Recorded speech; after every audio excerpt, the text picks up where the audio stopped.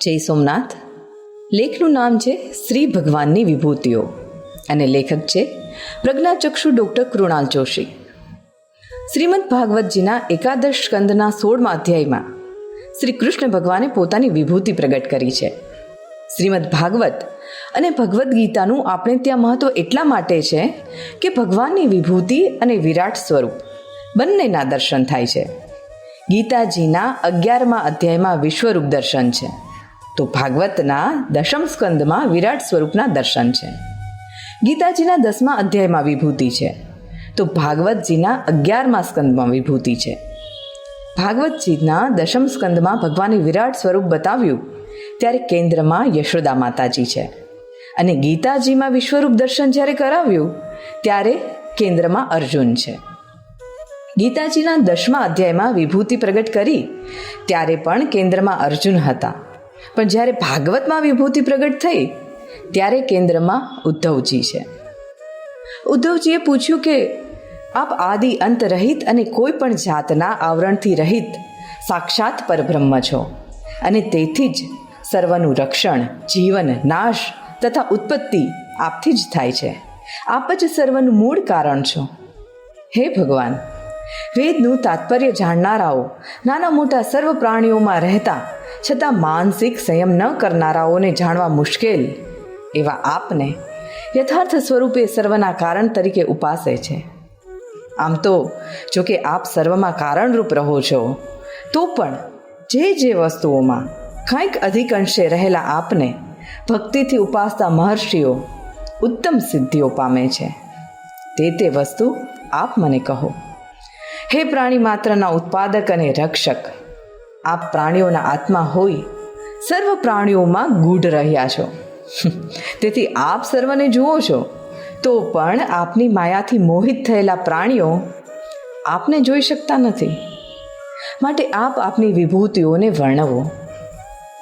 હે મોટી વિભૂતિઓવાળા, પૃથ્વી પર, આકાશમાં, સ્વર્ગમાં, રસાતલમાં અને દિશાઓમાં જે વિભૂતિઓ આપે જ અમુક કોઈ વિશેષ શક્તિથી યોજી હોય તે મને આપ કહો. સર્વ તીર્થોના સ્થાનરૂપ આપના ચરણ કમળને હું નમું છું. ઉદ્ધવજીના પ્રશ્નના ઉત્તરમાં ભગવાને વિભૂતિ પ્રગટ કરી છે. શ્રી કૃષ્ણ ભગવાને ઉદ્ધવજીને કહ્યું કે હે પ્રશ્ન જાણનારાઓમાં શ્રેષ્ઠ ઉદ્ધવ, મારી વિભૂતિઓનો કોઈ અંત જ નથી. ઈશ્વરના ગુણો અનંત છે.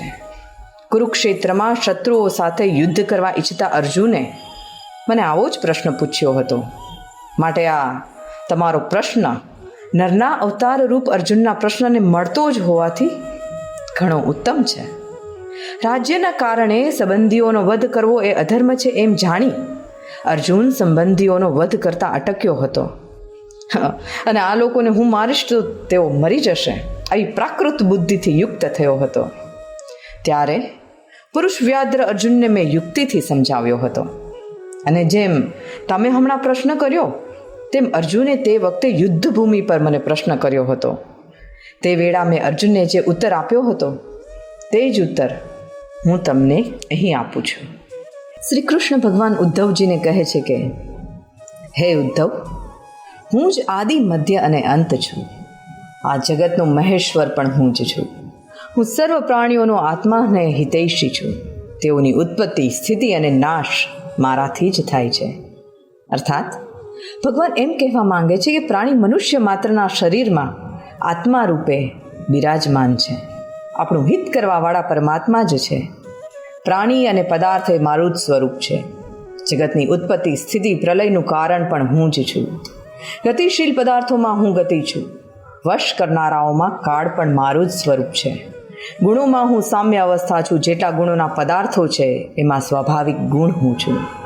ગુણોમાં કાર્ય કરવા માટે ક્રિયાશક્તિનો જે સૂત્રાત્મા છે એ હું જ છું. જ્ઞાન શક્તિમાં મહતત્વ એ મારું સ્વરૂપ છે. સૂક્ષ્મ વસ્તુઓમાં હું જીવ છું. મન પણ મારી જ વિભૂતિ છે. વેદોનું જે મૂળ સ્વરૂપ છે, અથવા તો જેમનાથી વેદો પ્રગટ થયા છે, હિરણ્ય ગર્ભ હું છું. મંત્રોમાં ઓમકાર, એમાં જે 3 માત્રા છે, અકાર, ઉકાર અને મકાર, એ હું જ છું. અક્ષરોમાં હું અકાર છું. છંદોમાં ત્રિપદા ગાયત્રી હું છું. સમસ્ત દેવતાઓમાં ઇન્દ્ર, 8 વસુઓ, અગ્નિ, 12 આદિત્ય, ભગવાન વિષ્ણુ અને 11 રુદ્રોમાં નીલ લોહિત નામનો રુદ્ર હું છું. બ્રહ્મ ઋષિઓમાં ભૃગુ હું છું, રાજર્ષિઓમાં મનુ હું છું, દેવર્ષિઓમાં નારદ હું છું અને ગાયોમાં કામધેનુ હું જ છું. હું સિદ્ધોમાં કપિલ છું, પક્ષીઓમાં ગરુડ, પ્રજાપતિઓમાં દક્ષ અને પિતૃઓમાં હું છું. હે ઉદ્ધવ, હું દૈત્યોમાં અસુરેશ્વર પ્રહલાદ છું, નક્ષત્રોમાં ચંદ્રમા, ઔષધિઓમાં સોમરસ, યક્ષમાં તથા રાક્ષસોમાં કુબેર હું છું. હું ગજરાજોમાં શ્રેષ્ઠ એરાવત હાથી છું. જળના દેવ વરુણ એ મારું જ સ્વરૂપ છે. તપમાં સૂર્ય એ મારું જ સ્વરૂપ છે. મનુષ્યોમાં હું રાજા છું. હું અશ્વોમાં ઉચ્ચસ્રવા અશ્વ છું.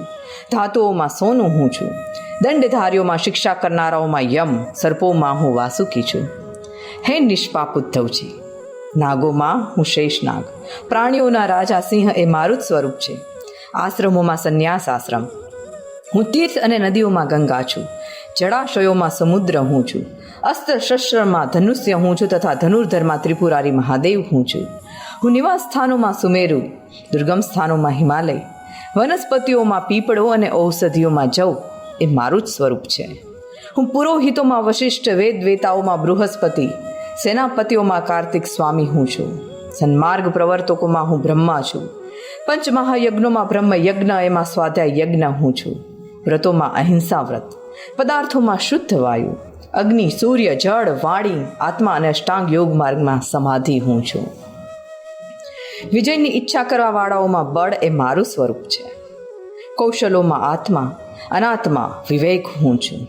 અખ્યાતિ, અન્યથા ખ્યાતિ, શૂન્ય ખ્યાતિ, અસત ખ્યાતિ તથા અનિર્વચનીય ખ્યાતિ એ 5 પ્રકારના ખ્યાતિવિદોમાં વિકલ્પ હું છું. સ્ત્રીઓમાં મનુપત્ની શત્રુપા હું છું. પુરુષોમાં સ્વયંભૂ મનુ મારું સ્વરૂપ છે. મુનીશ્વરોમાં નારાયણ અને બ્રહ્મચારીઓમાં સનતકુમાર હું છું. ધર્મોમાં કર્મફળનો ત્યાગ અને અભય પ્રદાન કરવાવાળો સંન્યાસ ધર્મ એ હું છું. અભયમાં આત્મ સ્વરૂપનું અનુસંધાન હું છું. અભિપ્રાયને ગુપ્ત રાખવામાં સાધનમાં મધુર વચન અને મૌન એ મારું જ સ્વરૂપ છે. સ્ત્રી પુરુષના જોડામાં હું પ્રજાપતિ છું. કદી પ્રમાદ ન રાખનારાઓમાં સંવત્સર કાળ એ મારું જ સ્વરૂપ માનજો. ઋતુઓમાં વસંત હું છું.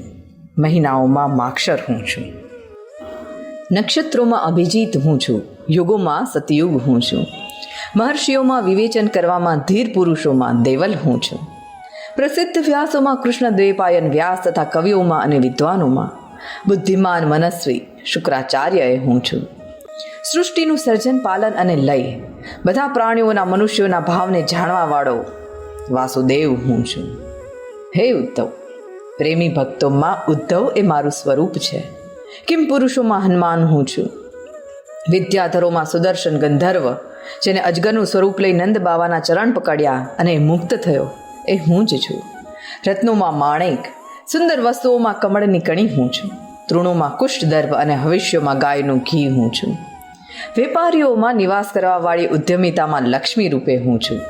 છડ કપટ કરવાવાળામાં દ્યુત ક્રીડા અને કપટથી પાસા નાખવા તે હું છું. તિતિક્ષુ વ્યક્તિઓમાં તિતિક્ષા, સાત્વિક પુરુષોમાં રહેવાવાળો સત્વ ગુણ હું છું. હું બળવાનોમાં ઉત્સાહ અને ભક્તિ માર્ગમાં નિષ્કામ કર્મ હું છું. જે મૂર્તિઓની વૈષ્ણવો ઉપાસના કરે છે એ વાસુદેવ, સંકર્ષણ, પ્રદ્યુમ્ન, અનિરુદ્ધ, નારાયણ, હયગ્રીવ, વરાહ, નૃષિ તથા બ્રહ્મા. આ 9 મૂર્તિઓમાં પ્રથમ શ્રેષ્ઠ મૂર્તિ વાસુદેવ હું છું. ગંધર્વોમાં હું વિશ્વાસ વસું છું. અપ્સરાઓમાં પૂર્વચિતે એ મારું સ્વરૂપ છે. પર્વતોમાં સ્થિરતા હું છું. પૃથ્વીની દુર્ગંધ સિવાયની બધી શુદ્ધ અવિકારી ગંધ એ મારું જ સ્વરૂપ છે. જળમાં મધુર રસ હું છું. તેજસ્વીઓમાં પરમ તેજસ્વી અગ્નિ મારું સ્વરૂપ છે. સૂર્ય, ચંદ્ર અને તારાઓમાં કાંતિ અને આકાશનો ગુણ શબ્દ પરા એ હું જ છું.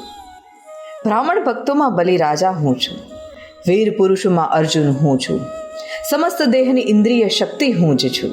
તત્વજ્ઞાન અને જ્ઞાન એ હું જ છું.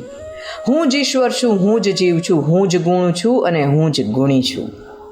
પૃથ્વી, વાયુ, આકાશ, જળ તથા તેજની તન માત્રાઓ, અહંકાર, મહાતત્વ, 5 મહાભૂતો, 11 ઇન્દ્રિયો, જીવ, પ્રકૃતિ, રજોગુણ, સત્વગુણ, તમોગુણ અને સૌથી પરબ્રહ્મ, આ સર્વ કાંઈ હું જ છું. આ તત્વોની ગણતરી, તેઓનું લક્ષણપૂર્વકનું જ્ઞાન અને તેઓનું ફળ પણ હું જ છું. દ્રશ્ય અને અદ્રશ્ય એ મારું જ સ્વરૂપ છે.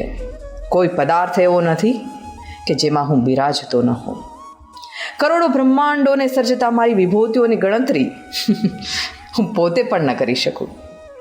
ટૂંકમાં એ જ કે જ્યાં જ્યાં પ્રભાવ, સંપત્તિ, કીર્તિ, ઐશ્વર્ય, લજ્જા, દાન, સૌંદર્ય, ભાગ્ય, બળ, ક્ષમા તથા વિજ્ઞાન હોય તે મારી વિભૂતિ છે.